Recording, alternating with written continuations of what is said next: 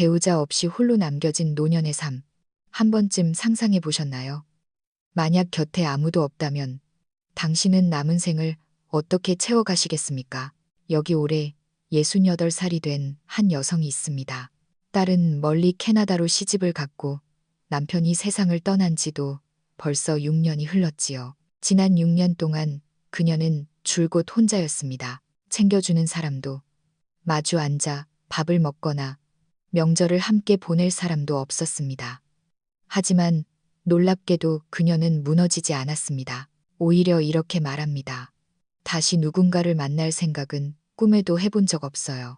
지금의 삶은 내가 상상했던 것보다 훨씬 더 평온하니까요. 대체 그녀는 그 길고 긴 고독의 시간을 어떻게 버텨낸 걸까요? 매일같이 반복되는 정막 속에서 그녀를 지탱해 준 것은 무엇이었을까요? 왜 그녀는 주변의 호의를 거절하고 딸과 함께 살자는 제안까지 뿌리친 채 홀로 남기를 자처했을까요? 이것은 결코 슬픈 이야기가 아닙니다. 오히려 노년의 진정한 의미를 다시금 생각하게 만드는 한 여성이 써내려간 생생한 삶의 기록입니다. 오늘 이 이야기는 특히 50대 이상의 독자분들과 함께 나누고 싶습니다. 누군가에게 기대지 않고도 노년의 삶이 단단해질 수 있는지 그 답은 이야기를 끝까지 듣고 난 뒤에 직접 내려보시기 바랍니다. 제 이름은 한지숙입니다. 올해 68살이고 서울 강북의 어느 조용한 동네에 있는 30평 남짓한 오래된 아파트에 살고 있습니다. 남편이 떠난 지 벌써 6년이 되었네요.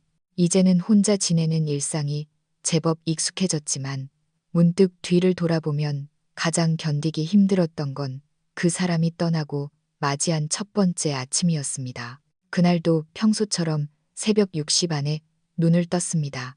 그런데 곁이 비어 있더군요. 이불은 정갈하게 개어 있었고 온기라고는 손톱만큼도 남아있지 않았습니다. 그가 더 이상 세상에 없다는 걸 머리로는 알면서도 무의식적으로 고개를 돌려 옆자리를 살폈습니다. 아무도 없었습니다. 집안은 기이할 정도로 고요했고 평소에는 들리지도 않던 낡은 벽시계의 초침 소리만 오늘따라 날카롭게 고막을 찔렀습니다. 습관처럼 주크박스 같은 부엌으로 걸어가 밥그릇 2개와 수저 2벌을 꺼내 아침을 준비하려 했습니다. 냄비에 물을 붓고 죽을 끓이려던 찰나 아차 싶더군요. 이제 더 이상 2인분을 준비할 필요가 없다는 사실을 그제야 깨달은 겁니다. 가스레인지 앞에 서서 한참을 멍하니 있었습니다. 가슴 한구석이 아려오더니 예고도 없이 눈물이 툭 떨어졌습니다. 살아생전 남편과 저는 아침 식사 시간을 가장 아꼈습니다. 그는 제가 부쳐준 노릇노릇한 감자전과 달걀 프라이 2개를 참 좋아했지요. 콜레스테롤 높다고 잔소리를 하면 그는 늙어서 즐거우면 그만이지 달걀 좀 먹는 게 어때서라며 허허 웃곤 했습니다. 그날 아침 저는 딱 한 공기의 죽만 끓였습니다. 감자전은 부치지 않았습니다. 맞은편 빈자리를 바라보며 앉아있자니 죽 한 모금도 목구멍으로 넘어가질 않더군요. 남편이 투병하던 몇 년 동안 저는 일찌감치 퇴직하고 병원과 집을 수없이 오갔습니다. 뇌졸중으로 쓰러진 후 말도 제대로 못하고 거동도 불편해진 남편을 저는 7년 동안 지극정성으로 돌봤습니다. 간병인을 써보기도 했지만 제 마음이 놓이지 않아 결국 제가 직접 팔을 걷어붙였죠. 마지막 1년은 아예 안방 바닥에 요를 깔고 그 사람 옆에서 잤습니다. 밤새 수시로 일어나 체위를 바꿔주고 소변줄을 갈아줘야 했으니까요. 그때 제 나이 겨우 62였는데 마음은 80살 노인처럼 사가 있었습니다. 막상 그가 떠났을 때 저는 해방감을 느끼기는커녕 거대한 구멍이 뚫린 것 같았습니다. 엉엉 울음이 터지는 게 아니라 삶의 끈이 툭 끊어진 기분이었죠. 누구를 위해 밥을 지어야 할지, 장을 볼 때 누구 입맛에 맞춘 반찬을 사야 할지 도무지 알 수가 없었습니다. 가장 괴로운 건 밤이었습니다. 남편의 코 고는 소리에 익숙해져 있던 귀가 이제는 그 지독한 침묵 때문에 잠을 이루지 못했습니다. 캐나다에 정착한 딸은 가끔 영상 통화를 할 때마다 애틋한 목소리로 묻곤 했습니다. 엄마, 이제 그만 정리하고 우리한테 와요. 손주 방 옆에 엄마 지내실 방도 다 꾸며놨어. 딸의 목소리는 다정했지만 저는 그 말을 들을 때마다 가슴 한쪽이 아릿했습니다. 가기 싫어서가 아니라 그곳에 가면 제가 이방인이 될 거라는 걸 너무 잘 알고 있었기 때문입니다. 말도 통하지 않고 환경도 낯설고 생활 습관도 다른 그곳에서 저는 아마 또 다른 형태의 고독 속에 갇히게 될 게 뻔했습니다. 그때 깨달았습니다. 배우자 없는 이 노년의 길은 결국 오롯이 나 혼자 걸어가야 한다는 사실을요. 거울 속에 저를 보며 다짐했습니다.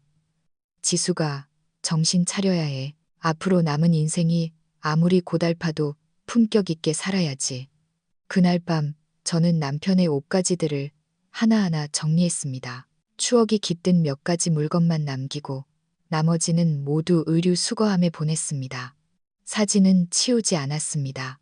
TV 거실장 위에 그대로 두었죠. 사진 속 남편은 인자하게 웃으며 마치 제게 당신은 할 수 있어. 믿어. 라고 말하는 것 같았습니다. 그날 이후 저는 천천히 혼자 사는 법을 배우기 시작했습니다. 외로움이 단번에 사라진 건 아니지만 고독 속에서 나만의 리듬을 찾는 법을 익혔습니다. 청조한 고요함을 즐기게 된 것이죠. 그때 결심했습니다. 내 노년의 삶은 내 힘으로 충분히 멋지게 가꿔보겠노라고요. 남편이 떠나고 첫 1년은 정말이지 고비였습니다. 주변 친구들은 입을 모아 권하더군요. 아직 젊은데 새 짝을 찾아봐. 서로 의지하고 살아야지. 특히 옆집 사는 박 여사가 극성이었습니다. 본인도 서류상으론 혼자지만 어떤 할아버지와 동거하며 같이 밥 먹고 나들이 다니는 게 그렇게 좋아 보일 수 없다는 겁니다. 몇 번은 동네 은퇴자 모임이나 복지관 동호회 분들과 식사 자리를 만들어주기도 했습니다. 다들 매너도 좋고 경제력도 갖춘 분들이었습니다. 어떤 분은 생활비도 넉넉히 보태줄 테니 같이 편하게 지내자며 적극적으로 다가오기도 했죠. 하지만 제 마음은 전혀 움직이지 않았습니다. 동네에서 알고 지내던 최 선생이라는 분은 아예 대놓고 제안을 해왔습니다. 아무 걱정 말고 오기만 해요. 내가 요리도 하고 청소도 다 할게. 베란다에 꽃도 심고 친구처럼 삽시다. 진심 어린 말이었고 태도도 정중했지만 저는 오히려 피로감을 느꼈습니다. 다시 누군가를 만나는 것에 대해 고민을 안 해본 건 아닙니다. 하지만 생각할수록 문제가 너무 많더군요. 첫째, 제 마음속엔 여전히 남편이 있습니다. 수십 년을 함께한 그 세월과 기억은 그렇게 쉽게 지워지는 게 아니니까요. 둘째, 혼인 신고 없이 같이 사는 건 법적으로 보호받지 못할 뿐더러 감정적으로도 애매합니다. 만약 상대방이 병들면 제가 간호를 도맡아야 할까요? 반대로 제가 아프면 그쪽 자식들이 저를 어떻게 볼까요? 그런 복잡한 상황에 뛰어들 에너지가 제겐 없었습니다. 셋째, 저는 돈이 부족하지 않습니다.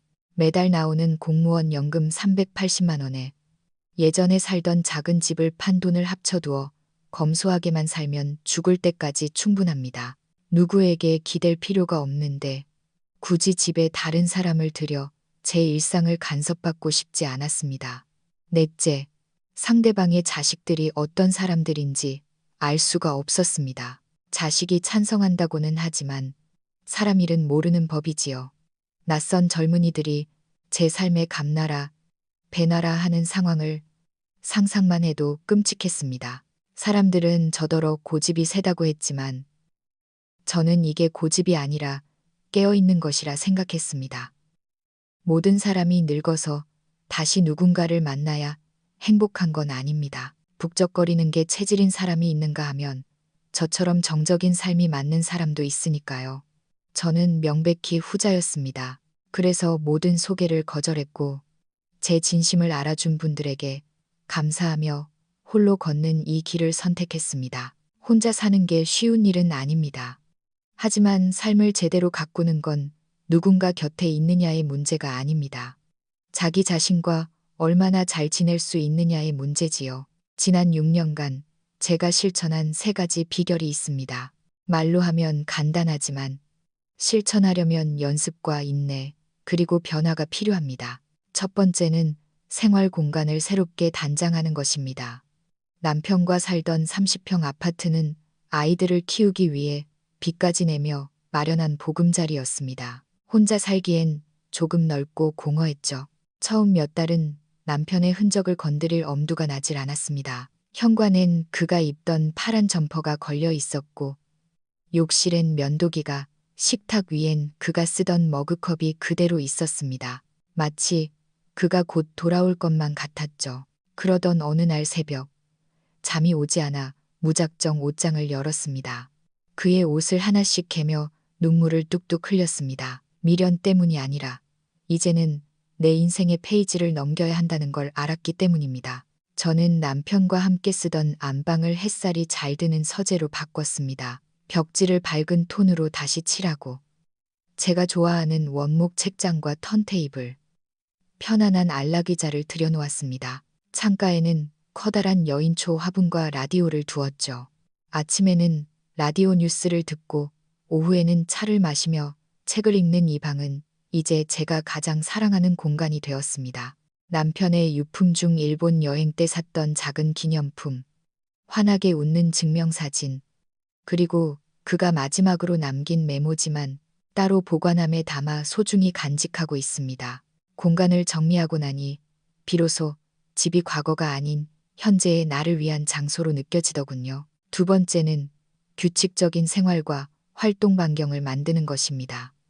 사람이 한가해지면 잡생각이 많아집니다. 특히 은퇴한 노인은 정신을 붙들어 매줄 일과표가 반드시 필요합니다. 저는 너무 빡빡하지도 너무 느슨하지도 않은 저만의 일정을 짰습니다. 아침 7시에 일어나 미지근한 물 한 잔을 마시고 통밀빵 한 조각과 술 한 하나를 먹습니다. 8시에는 전기자전거를 타고 근처 공원에 갑니다. 거기서 국학기공 반 어르신들과 함께 체조를 하죠. 처음엔 서먹했지만 이제는 서로 안부를 묻는 사이가 되었습니다. 가끔 동네 행사비 정산하는 일을 도와줬더니 다들 저를 한 회계사라고 부르며 반겨줍니다. 점심은 꼭 집에서 직접 차려 먹습니다.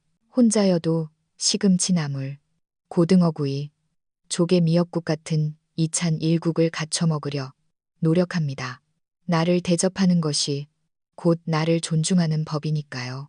오후에는 1시간 정도 낮잠을 자고 제가 즐겨보는 건강 유튜브 채널을 보거나 댓글로 소통하며 온라인 친구들을 만납니다. 일주일에 한두 번은 구청 복지관에서 하는 스마트폰 교육이나 수채화 수업에 갑니다. 다시 학생이 된 기분으로 웃고 떠들다 보면 하루가 금방 지나갑니다. 이 단조로운 일상들이 제 마음의 빈틈을 꽉 채워줍니다. 세 번째는 나만의 독립적인 취미를 갖는 것입니다. 결국 마지막까지 곁에 남는 건 내 관심사뿐입니다. 젊을 땐 집안일 하느라 취미 하나 없었지만 은퇴 후의 시간은 너무나 길더군요. 처음엔 그저 읽기 쓰듯 일상을 적기 시작했습니다. 오늘 먹은 메뉴, 날씨, 남편에 대한 그리움 같은 것들을요. 그러다 딸의 도움으로 블로그를 시작하게 되었는데 제 글에 누군가 지숙님 글을 읽으니 마음이 따뜻해지네요 라는 댓글을 달아준 걸 보고 큰 감동을 받았습니다. 누군가에게 영감을 줄 수 있다는 사실이 저를 다시 살아 숨쉬게 했죠. 요즘은 베란다 정원을 가꾸는 재미에 푹 빠졌습니다.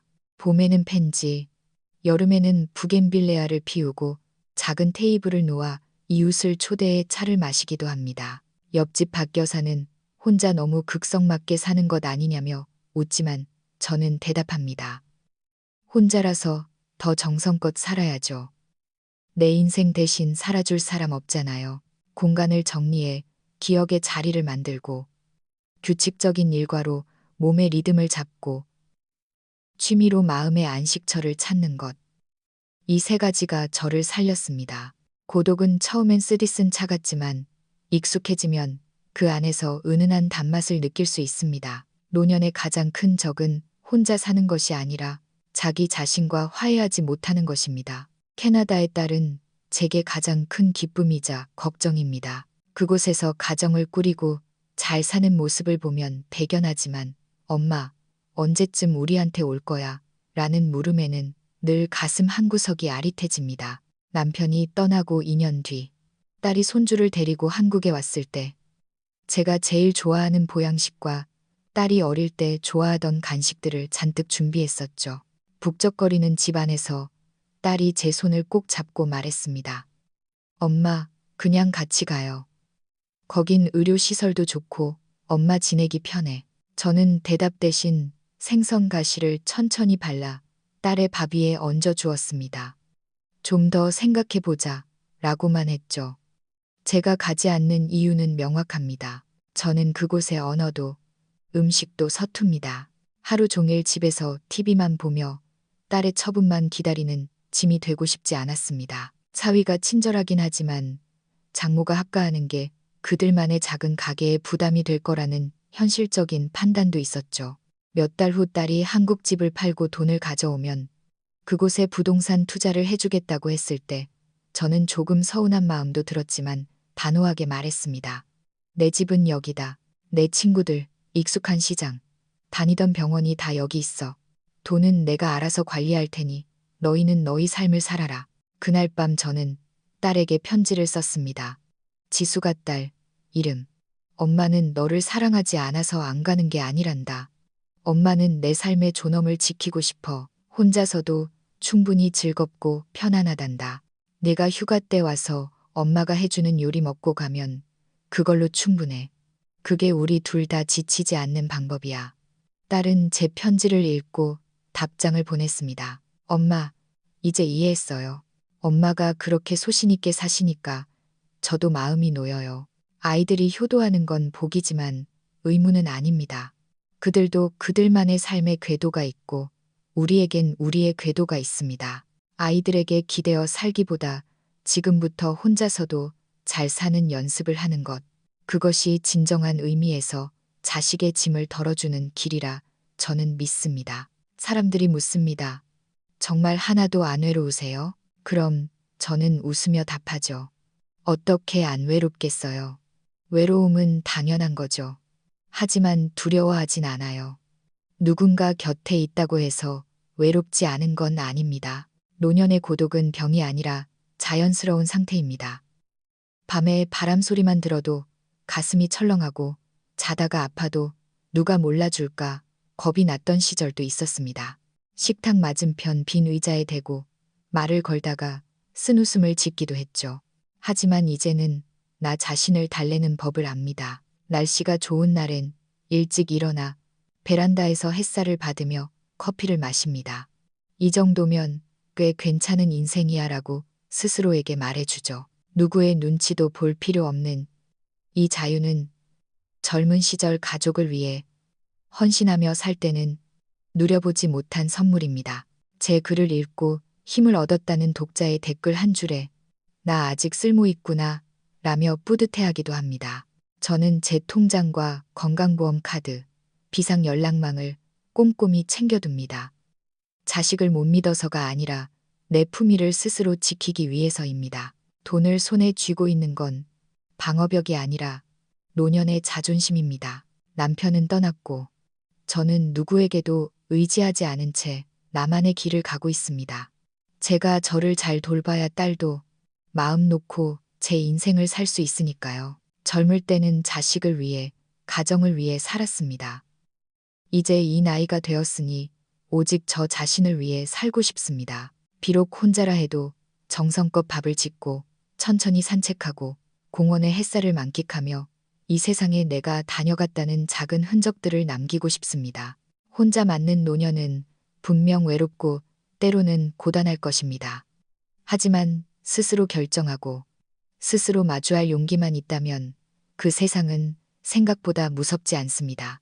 당신은 당신이 생각하는 것보다 훨씬 강하니까요. 이것이 제가 전하고 싶은 마지막 말입니다. 누군가 돌봐주길 기다리기보다 스스로를 돌보는 법을 배우세요. 고독을 두려워하기보다 고독과 친구가 되세요. 사랑을 기다리기보다 먼저 자신을 사랑하세요. 배우자가 없다는 건 결코 불행이 아닙니다. 자신을 귀하게 여기고 삶을 포기하지 않는다면 그것이 바로 가장 완벽하고 품격 있는 노년의 완성입니다. 제 이야기를 듣고 어떤 생각이 드셨나요? 노년에 혼자 사는 삶이 정말 어렵게만 느껴지시나요? 만약 당신이 저라면 다시 짝을 찾으시겠습니까? 아니면 저처럼 홀로 누리는 자유를 선택하시겠습니까? 여러분 곁에도 혼자 남겨진 친구나 이웃이 있을지 모릅니다.